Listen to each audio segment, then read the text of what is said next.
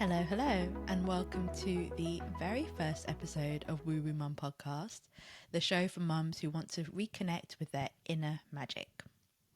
As this is the very first episode, it's probably best I introduce myself. My name is Alexandra Shepherd, I'm a children's author, and I became a mother nearly 2 years ago.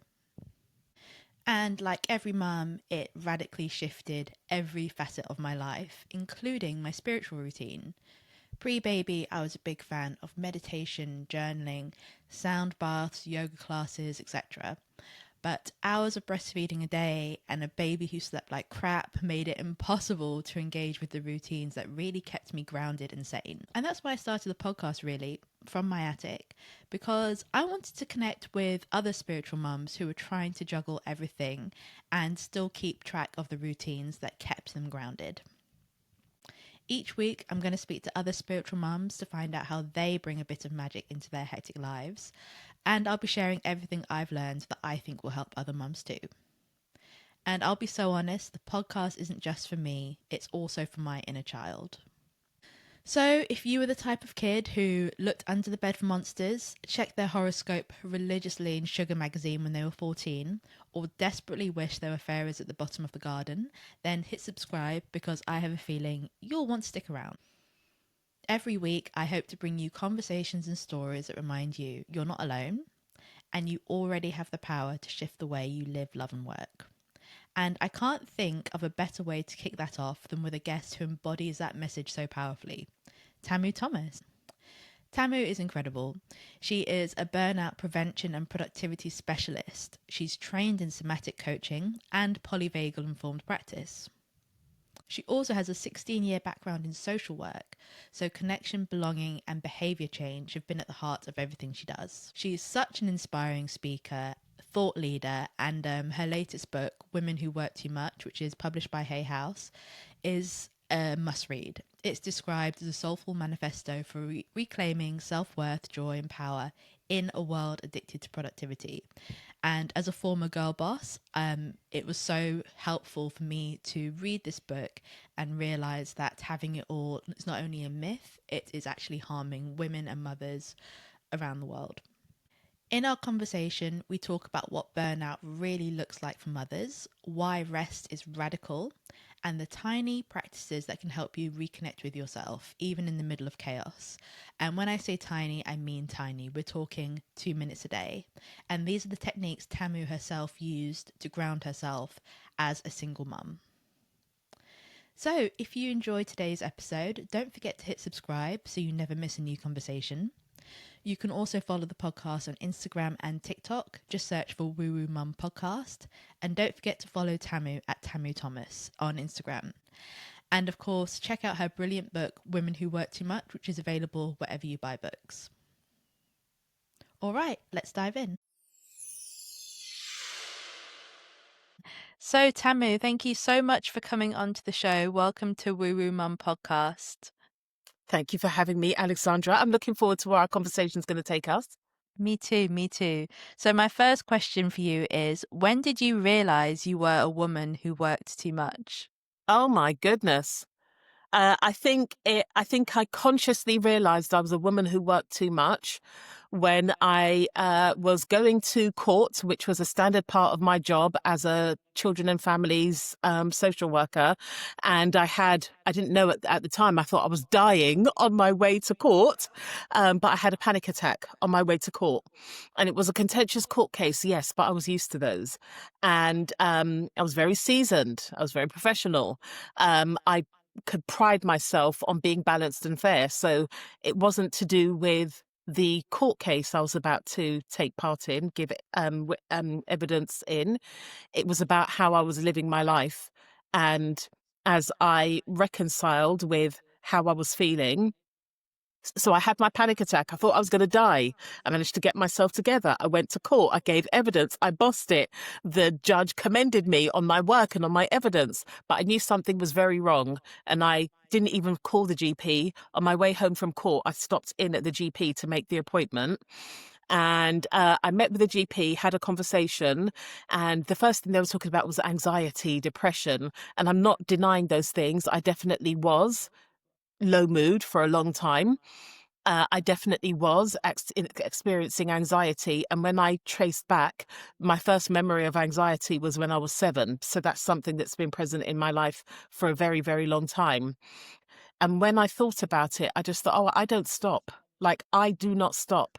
And when I feel like I'm doing too much, I kind of, because of the culture we live in, learnt to invert that and decided that I wasn't doing enough. So I would find more things to do because I thought, well, I need a new productivity plan, or I need to start working out and go to a boot camp at 6 a.m.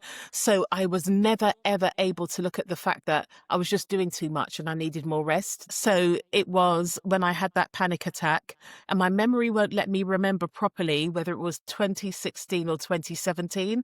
I think it was 2016. Yeah. That's when I Wow, and you realized. you describe that so vividly in the book, and I know you touch on this in the book as well. But for anyone Mm. who hasn't read it, there obviously must have been warning signs leading up Oh, to that yeah. panic attack. What were they, and why do you think you ignored them? So the warning signs, the first time I was really conscious and thought this isn't right was in 2009. And I thought, well, it must be that I'm not eating well. So I went to see a nutritional therapist. And she was also a psychologist. So she combined the two. I didn't realize this. And as soon as she moved on from the nutrition and started trying to do the psychotherapy, I was like, excuse me, I'm a girl boss. You want to slow me down? I haven't come here to talk about all that. And I hot footed it out of there and I didn't go back. But that's when the constant lethargy began. And I started having symptoms like ongoing headaches, sinus issues, like lots of physical health symptoms. But I was a social worker. That was normal. If you weren't burnt out, you weren't doing your job properly. If you were not complaining and running yourself ragged and constantly doing mental gymnastics about how you're going to look after your child and also navigate the work you were doing, you weren't doing your job properly. And everybody I knew, even outside of that sector, if you were a professional, if you had a career, so your job didn't end the moment you left your organization, because everybody was working in offices at that time, if your work was knowledge based, which meant you could bring it home on a laptop or on your smartphone, you were constantly working. That was normalized and it was glamorized. That's how you were important. That's how you were valuable. That's how you were worthy. So I had, and that wasn't just within my immediate circle, it was also being reflected back in the media, on social media. It was everywhere. So I saw it projected all around me and I internalized it big time. Yeah, as a reformed girl boss myself, that hits so hard.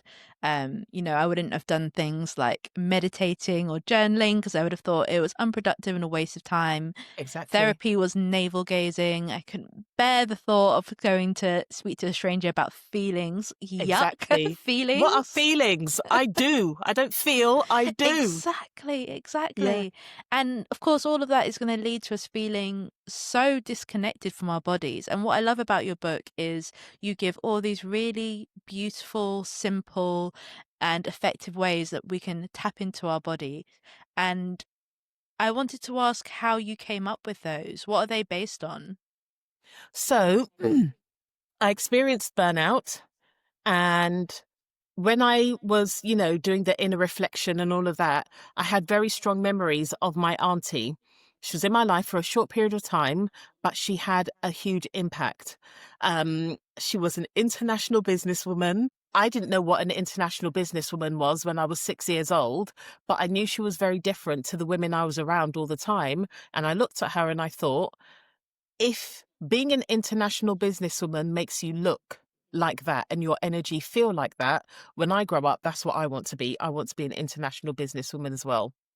So when I experienced burnout, I thought I'm going to set up my own social work practice because I had assumed that I would have a social work business after um, working as an employee and as a freelancer. Mm. And I thought that would give me this mythical work life balance we talk about because I'd be able to choose my work and how I work and all of that. So I had my own private practice for nearly 2 years, but I was still feeling the same. I was still exhausted before I'd even done anything. I thought something's wrong.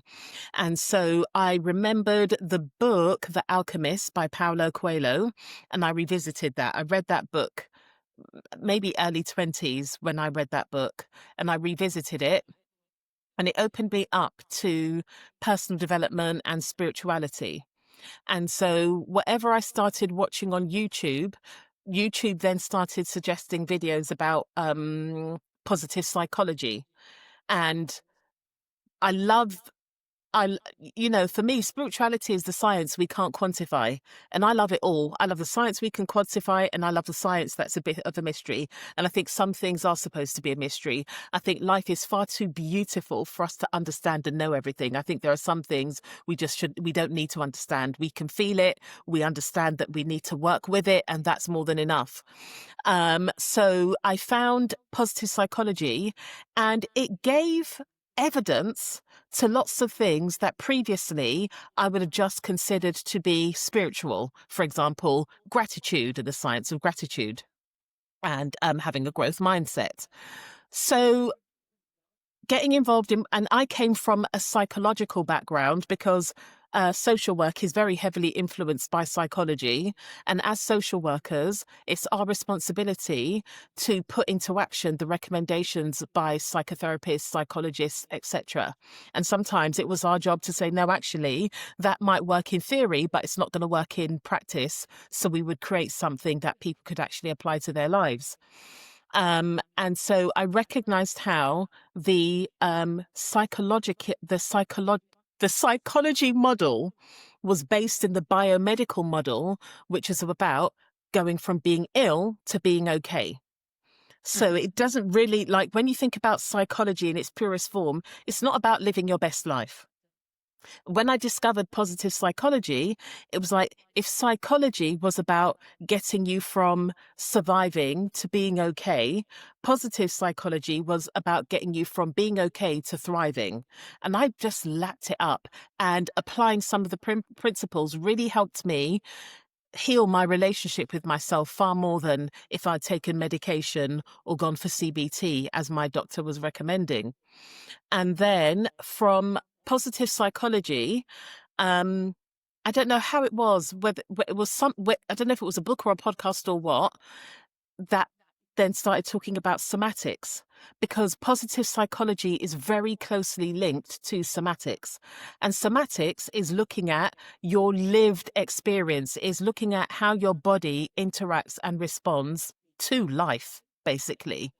And when we think about things in positive psychology, even if we think about something I mentioned just now, the gratitude practice, when you're doing a gratitude practice, one of the things you're invited to do is not just think about things you're grateful for, is connect with that feeling of gratitude. So when we think about manifestation, people often talk about the law of attraction.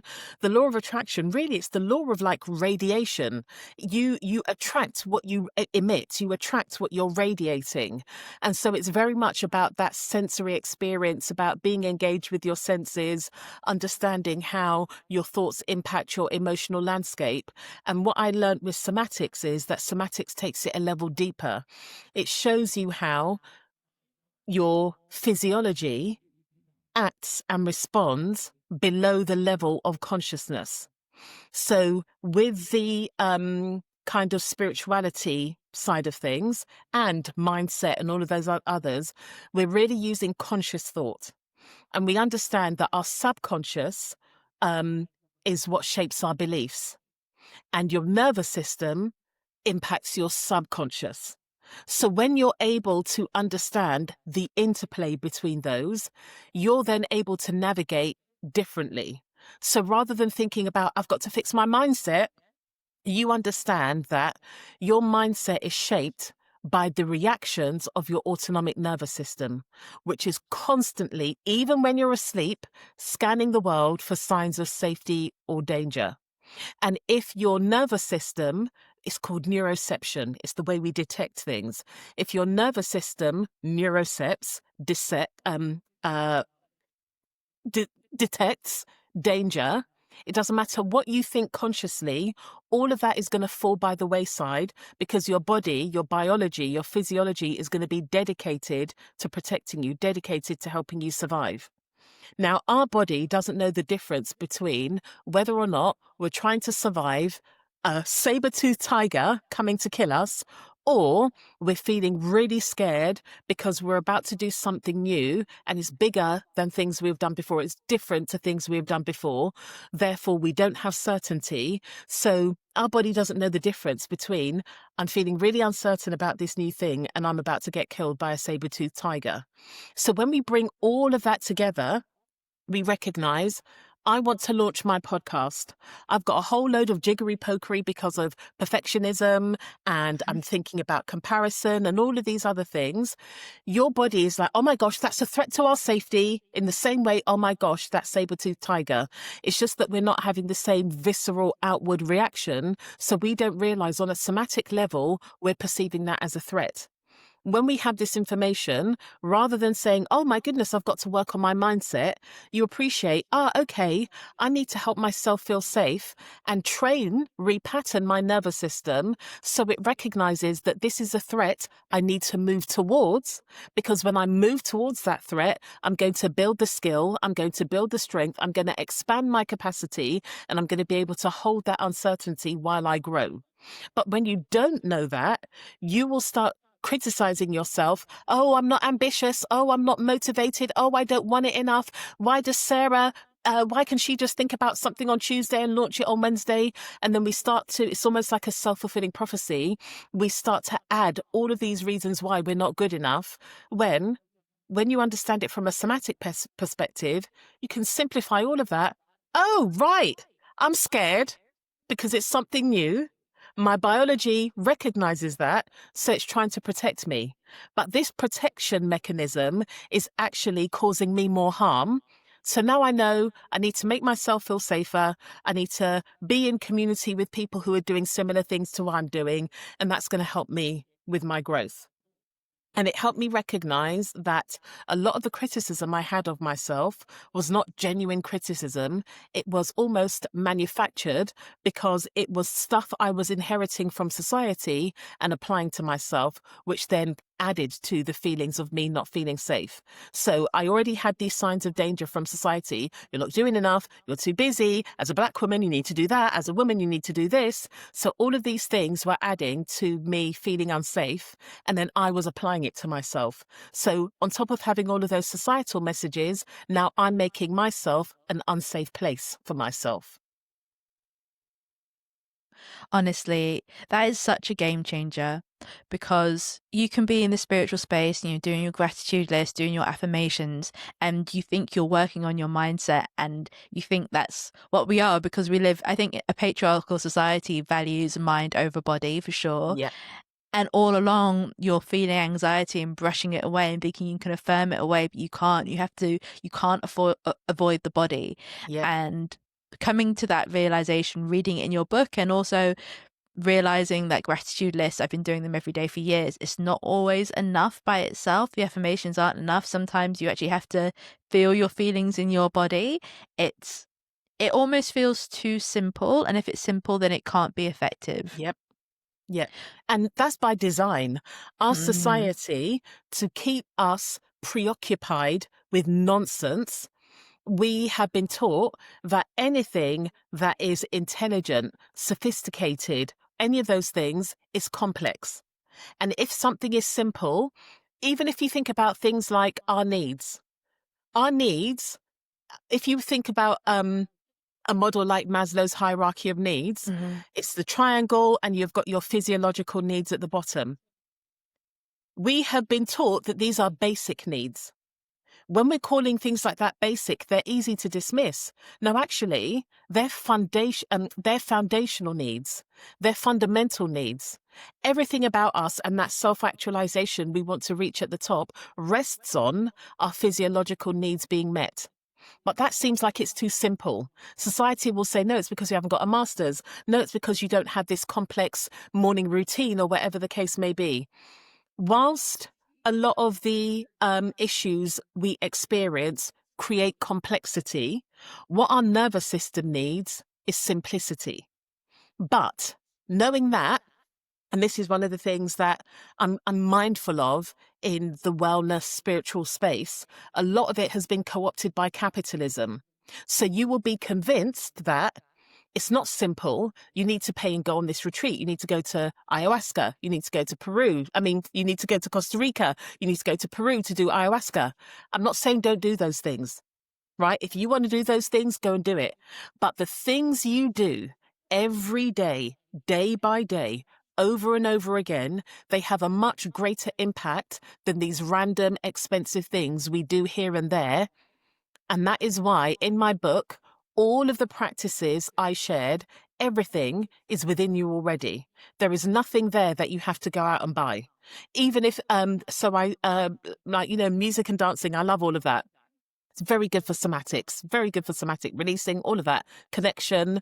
And if you haven't got Spotify Premium, get the free one. There are so many ways we can support ourselves on a spiritual, psychological, somatic level. But what it requires, and this is the one that we really grapple with, is time. And in a society that is all about urgency and scarcity, one of the commodities we never think we have enough of, similar to money, is time. So I work with people, and if they're feeling really dysregulated and stressed, they feel like they've already wasted the day when they've just woken up first thing in the morning. There will be people who will be like, oh my gosh, we're halfway through the year. Like that, yeah, we've got half the year left. What are you going to do with that? So in our society, we are programmed for quick fixes that cost money. And it's like you're starving hungry, but instead of having a meal, you're just having Haribo. Then you're having Snickers. Then you're like, it's constant. And why? Because capitalism benefits when we're like that. Capitalism benefits when we're in a state where we are commodifying ourselves so that we can consume, and we think that consumption will make us feel better. We get that momentary high from that consumption, but then we need to commodify ourselves again to keep it up. And it's a non-stop loop.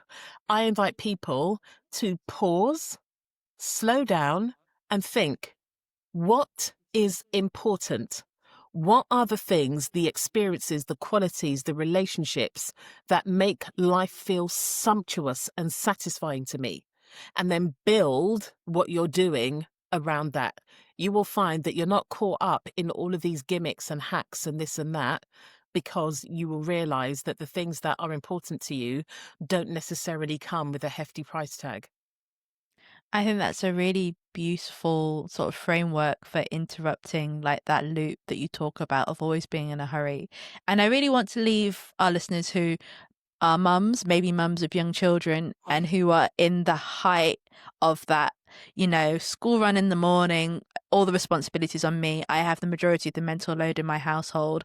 I can't take 5 minutes to meditate. And I've spoken to people and they tell me I do not have 5 minutes to meditate, which I don't necessarily agree with, because you probably brushed your teeth, but that's okay. You found time to brush your teeth. You could probably find 2 minutes to sit in that silence for a bit. But for people who genuinely believe that they just do not have the time, they're too relied on, and they're just at breaking point, how can they work that into their day? What would you recommend? I knew that when I journaled, I felt better. It was a bit like a tidying up for my brain. So I started to wake up 15 minutes earlier to be able to do that. And then it's like my daughter homed in and realized what I was doing. And so she would wake up earlier as well. What we do as parents, we feel like, right, we've got to chuck everything we're doing to the wayside because now the child is awake. Therefore, we've got to, because that's what constitutes being a good parent. Actually, no, you don't. So she was 3. I think we have to be honest with ourselves. There is a period of time when they're very little and totally depend on you for everything. You're just not going to be able to do it unless you've got childcare support where people are taking your child off your hands. So you've got that time. And if you have got that time, my suggestion would be to rest. So we have to recognize that there are seasons for everything. When my daughter was very, very little, I'm a single parent. There was a period of time where I lived above a gym. I could never get to the gym because the operational hoo-ha it required to be able to go to the gym, I could just never do it. I just knew, and I didn't get into, oh, it's so unfair, it's so hard. I recognized that this was a season of me not being able to do that. And that was that. Took it on the chin. But when she was 3 and she started waking up when I would wake up, and I'll do my journaling, I don't think, I'm right, she's awake now, so I can't do it. Oh my goodness. And all of the psychodrama that goes along with it. I would make her a hot drink. I would give her a yogurt so she wasn't hungry. I would get out her coloring book and her coloring pens. She would color whilst I would journal. I now have an 18-year-old who has a regular journaling practice. So we mustn't do this martyrdom thing where we're like, I can't look after myself because my child is around. We role model for our children and we can teach our children.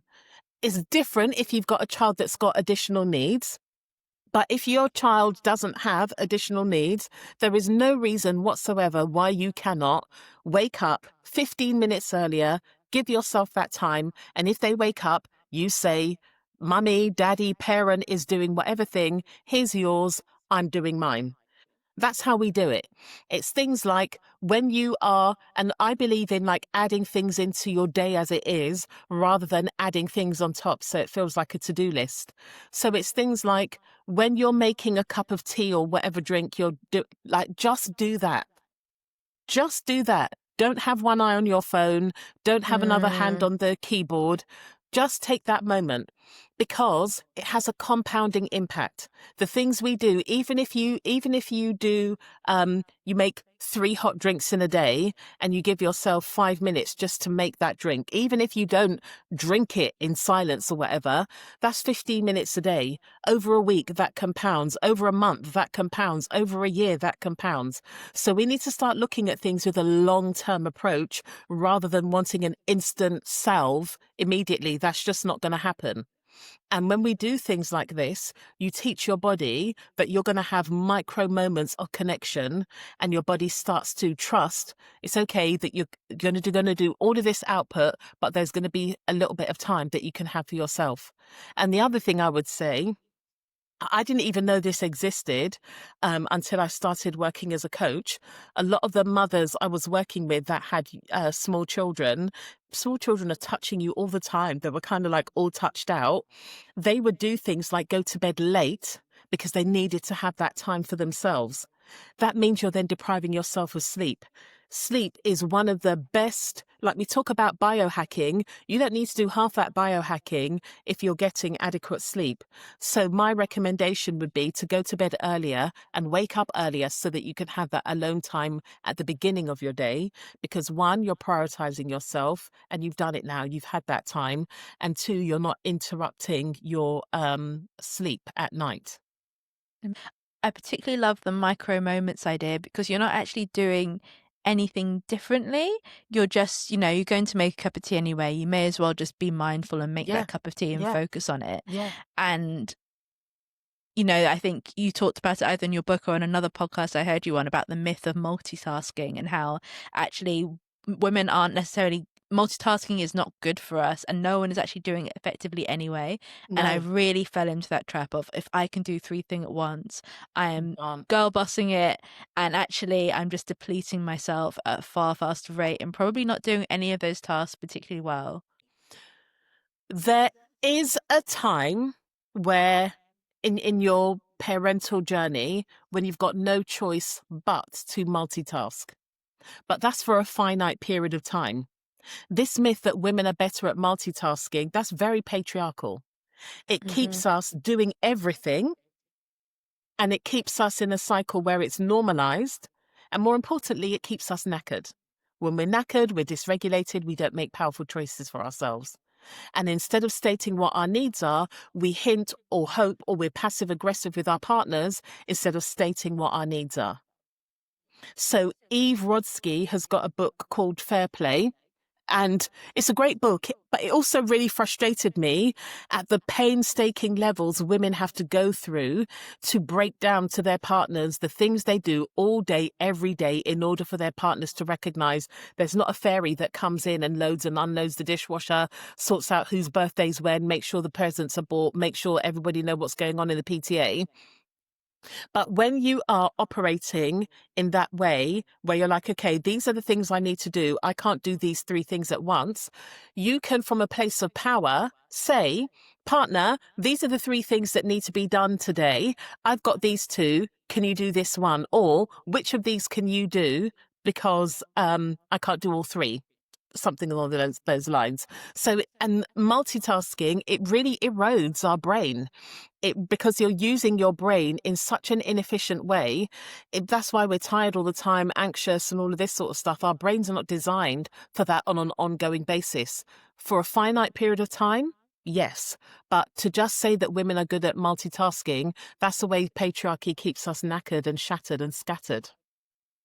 Knackered and shattered and scattered. That is a Yes, bar. all of those. I love it. No, and you're completely true. And it makes me so sad that the solutions you outline are so simple and accessible and readily available. And I know so many mums who could benefit from doing this, but I know some of them, if I told them, they would just be like, what? No, I need a 2-week holiday. That's what I need. And Yeah. yes, you might also need a 2-week holiday, but there are tools within our reach. And I guess it's really finding a fine balance, because you outline so articulately in your book how our society is the root cause of so many of these things. And, you know, when it's a societal issue, our individual power is stymied. We can't always express ourselves in the way that we need to. And so I don't want to blame mums or blame women for why this is happening, but also I think it's important that we do reclaim some power and say that, okay, there are things we can do to make our lives a bit easier and healthier. On social media once, I saw a post and it said, "It's not your fault, but now it's your problem." And that's it, right? So in the first chapter of my book, the first sentence is, "It's not your fault," because it's not. But when you know what you know, you then have to start to make powerful choices so that you are not. When you don't know what you don't know. Maya Angelou told us, when you know better, you do better. So when we know that the systems and structures we live in are designed to keep women exhausted, to oppress groups and marginalize them, we then have to say, oh, right, okay, I can see how I was conditioned to believe that this is the way I need to operate. Now I need to make a conscious choice to step away from that. It starts with me having a spiritual practice, because it grounds me and it prepares me and expands my capacity so I can go out there and be the bombastic person I'm supposed to be. Because for me, playing small and underfunctioning feels painful. I think we hear in the spiritual community a lot about spiritual practices for transcendence, you know, like meditating to connect with your past life, or meditating to connect with the Akashic records. And there's nothing wrong with that.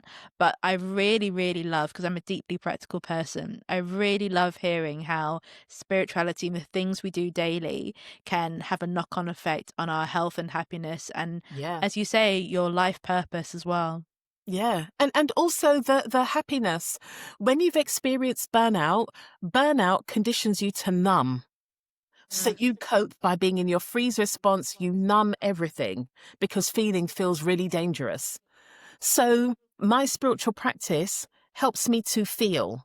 And it helps me to, we're living in a time where there is so much going on in the world, so much going on that can make you feel guilty or ashamed for those moments of happiness, for doing the things you love. And having a spiritual practice reminds me that that is everything. So lots of people, years ago, somebody asked me whether or not I consider myself to be a shadow worker or a light worker. And I was like, you can't be a shadow worker without being a light worker. You can't be a light worker Exactly. without being a shadow worker. Like, it's all of it. If it's not all of it, it's bypassing. And for me, my spiritual practice enables me to hold the complexity and also the bliss. One doesn't take away from the other. In fact, it fuels me. And where people might think about things like rage, or some people might talk about social justice as being divisive, for example. For me, that's not the case at all. It's a radical act of love. What enables it to be that radical act of love is how we utilize it. So in my book, one of the core themes is I look at how what I call the trinity of oppression, so that's capitalism, white supremacy, and patriarchy, how they come together to create environments where women, and then it's added difficulty if you are a woman of color, somebody with disabilities, all of that, how it creates an environment where we feel like we've got no choice but to overfunction.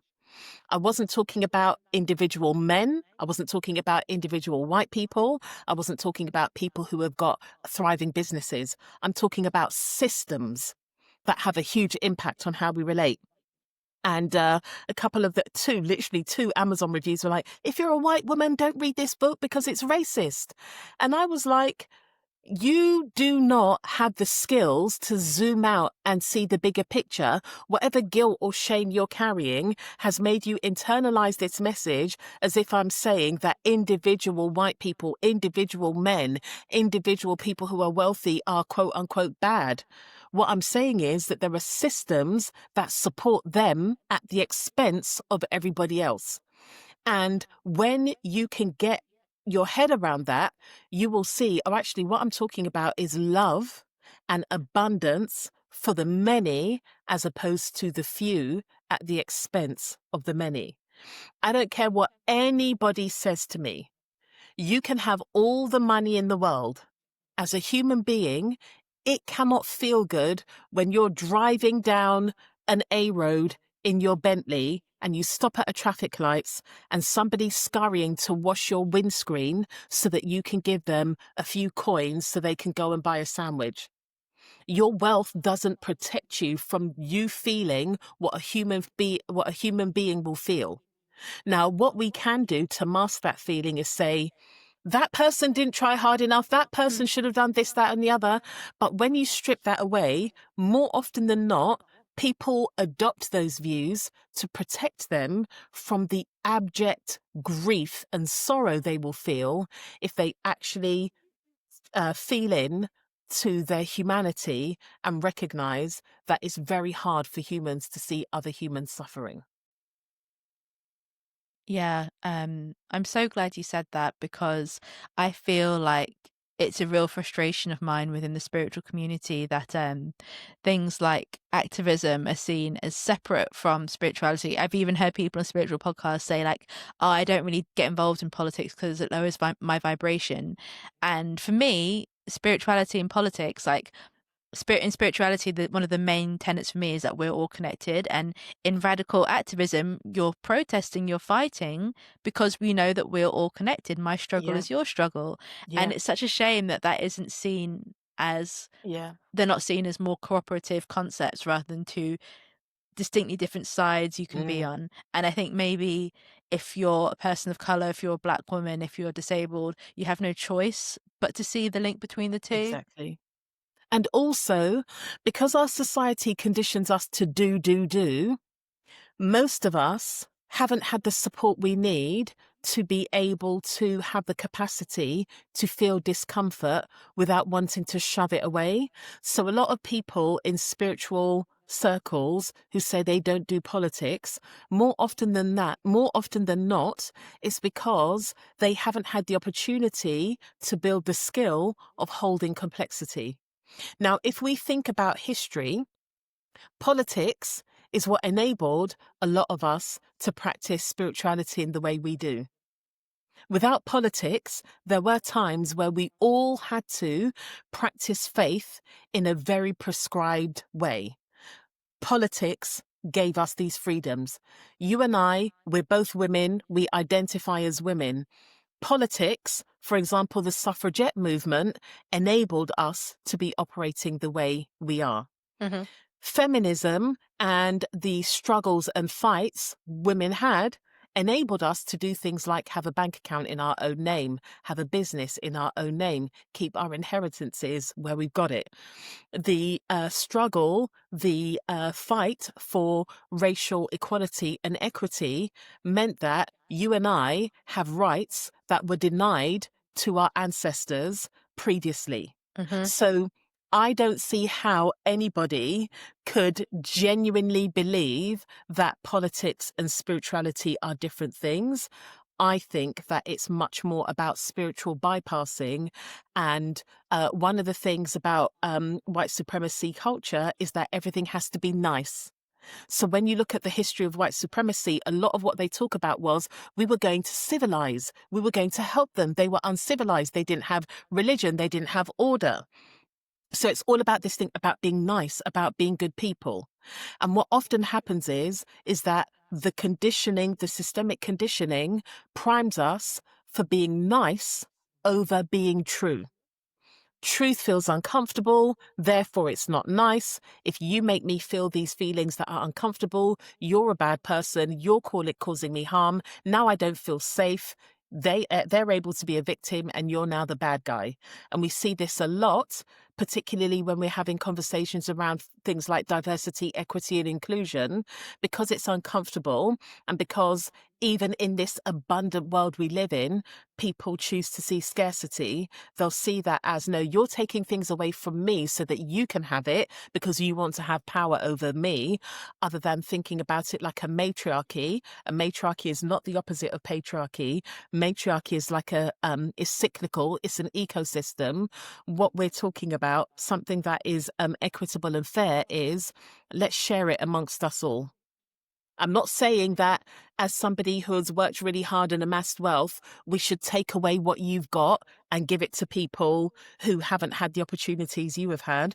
But what I'm saying is that you should be taxed appropriately so that you can contribute back into the system so that the whole society can benefit. Because contrary to what you believe, nobody's self-made. You've used societal resources to be able to create your resources. So if we're looking at it on the basis of being an ecosystem, you will take pride and pleasure in feeding back in. Yeah, I think it's really incredible that that is considered a deeply radical concept. Yeah. I'm going to wrap up now with some quick fire questions about Okay. your spiritual practice. And I want hmm to start with, how woo are you, Tamu? I would say that I'm very, like, when I'm actually listening and I'm not running around doing, I would say on a scale of 1 to 10, maybe 8.5. 8.5. Okay. So are you like talking to your guardian angels or carrying around crystals like I do? I've got my carnelian here. So I've got, maybe it's fallen down. I had a crystal there. I've got, I've got loads. I've got an array round here. Ah, So amazing.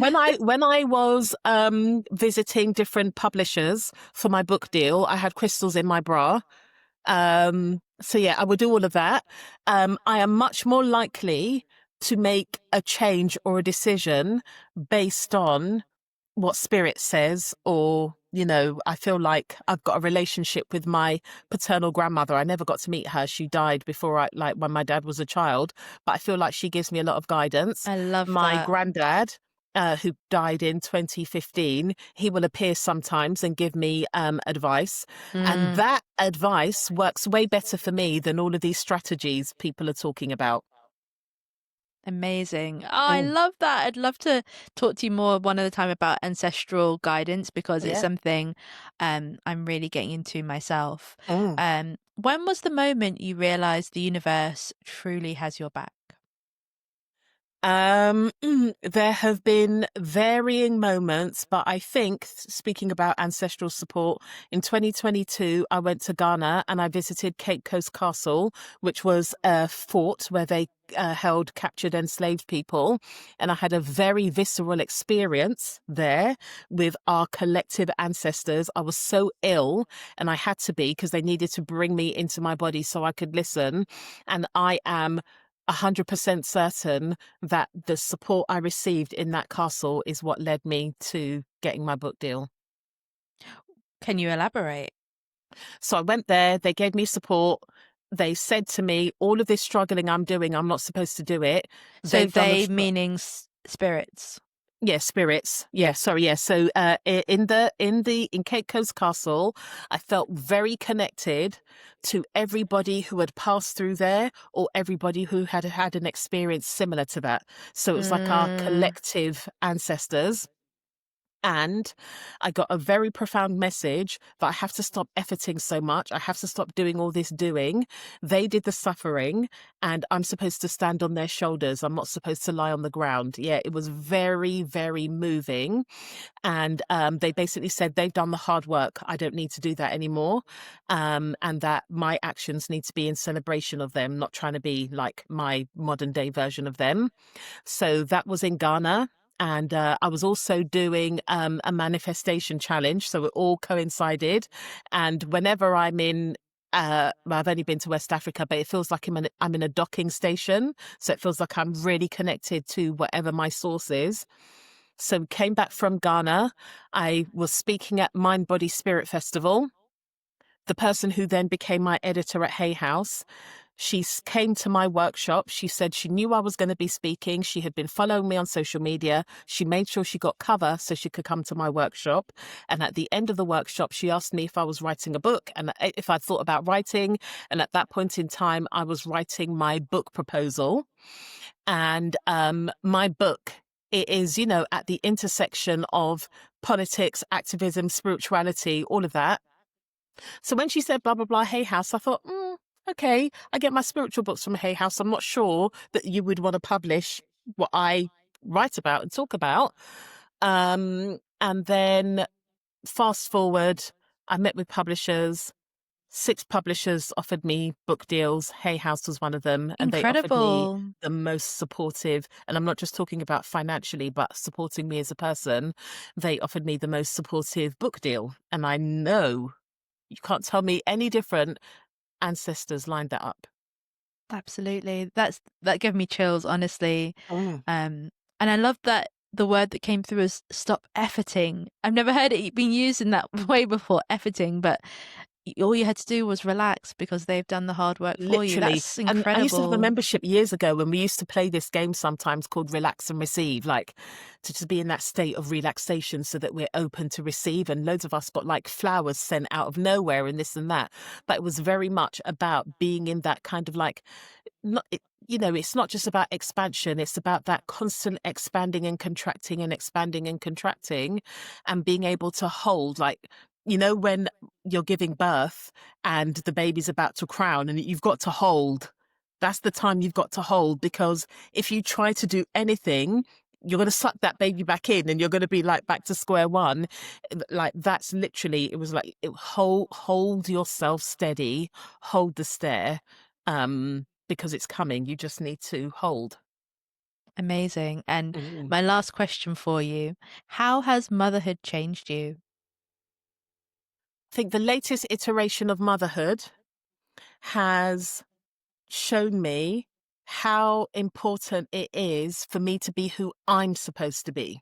So my child is now 18. She's about to go to the north of England to go to university.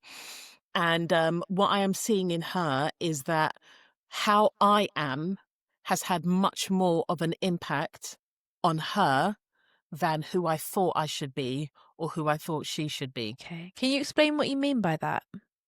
So it's basically being a role model Hmm. and actually showing up for, holding myself accountable to how I want to live my life and how I want to role model for her.